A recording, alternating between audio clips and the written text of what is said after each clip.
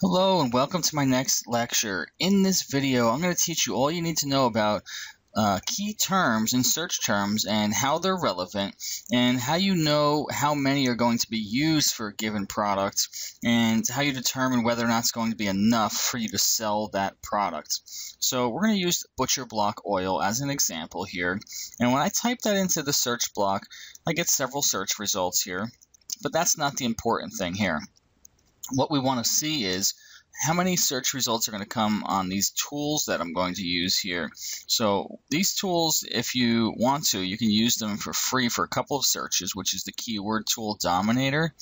And then there's also the merchant words tool. So each of these you can use for free, a couple of searches a day if you really want to, or you could pay for a lifetime membership to Amazon keyword tool, I think for like $15 or something like that, and merchant words is $30 a month. Anyway, what can these do? If I type in butcher block oil to keyword tool Dominator, you can see that there's only 13 other keywords that come up. Not a lot, because some other words, there's quite a bit of keywords that come up after the terms butcher block oil. So that's not generally a good sign. You want to see a lot. In comparison, when I type in something like wine aerator and then I hit search, take a look now as how many are going to come up for this one here, 128 additional keywords. So what does this do? What does keyword tool Dominator do that other search keyword things do? Well, what does the wine aerator, and chiller? So exactly what it does is this. When we're in Amazon, when you type in wine aerator, then the letter A, you can see all the other words that come up. That's what keyword tool Dominator does. It captures those words. And type in B, it grabs those words. And then C, it grabs those words. So it grabs the most popular words after you type a phrase and then the next letter there after that. Okay, so only the most popular ones there. So you can see here they're all listed there, all in alphabetical order and all there, and they're all the most popular ones, A to Z. Now, when we did butcher block oil, it didn't really have any. It only had like 20 or less. So you can see this is a more valuable key term, and obviously it's going to be a more valuable product. Okay. Now, when I say more valuable product, I mean more searched for, because you can do just as well with a small niche product at times as you can with some of these that have a ton of searches, because this might mean it has a lot of competition. So, there is two sides of the coin to things as well, okay? So merchant words now, when I type in butcher block oil and I hit search, you can see these are the results that come up, and I should log in here to see the full results, and then you'll be able to fully see all of the other words that come up with butcher block oil, okay? So I type in butcher block oil, we'll take a look, and you'll see beyond just the top ones there, we'll see everything. We'll go to the highest search volume. Okay, so the highest search volume for butcher block oil is that actual phrase. It's 143,000 searches, so that's good. After that, there's the key term Catskill butcher block oil, which is a brand name that's not even really sold on Amazon. I think they have Catskill butcher blocks, but they don't even have the Catskill butcher block oil sold regularly by anybody. So that's actually an opportunity. If somebody were to buy something with that name in it, you could do quite well.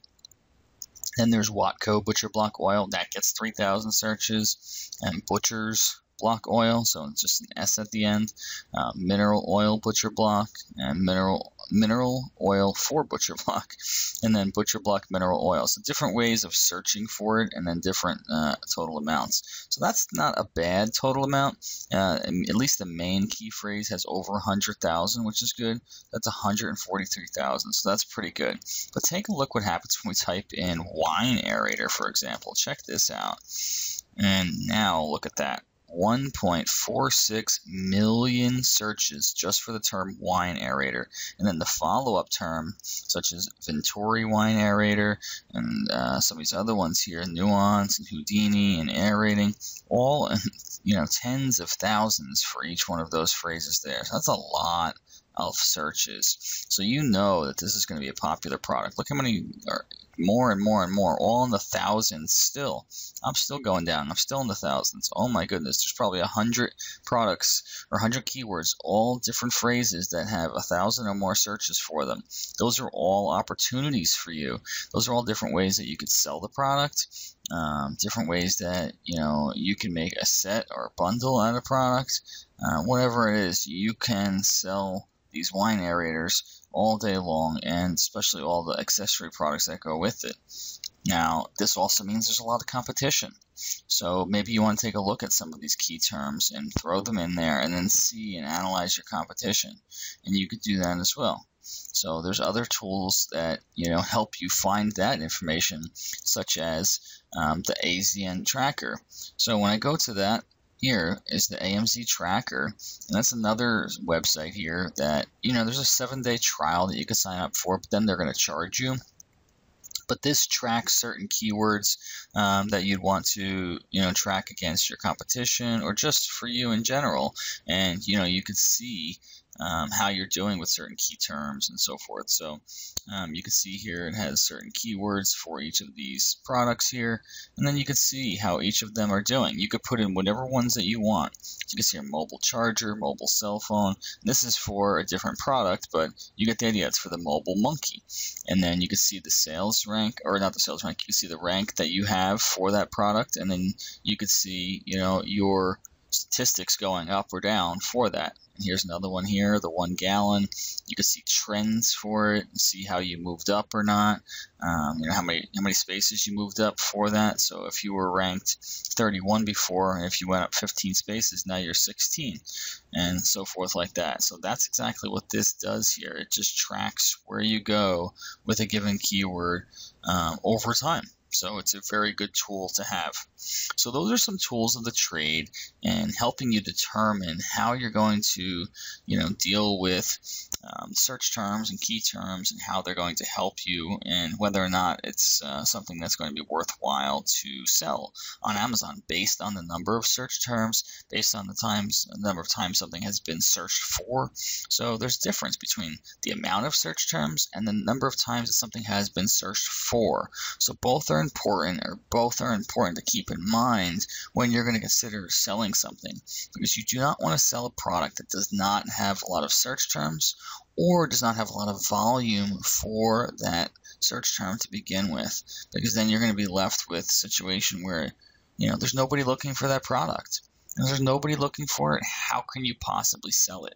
You can't sell it enough just by people browsing through here and finding it. It's just not going to happen. I'm sorry. So the example I like to give for that is, you can't sell things that are hard to find, such as dog toys. Now, dog toys, yeah, you can type in dog toys and you're going to find a bunch of different dog toys in a listing here that you could browse through.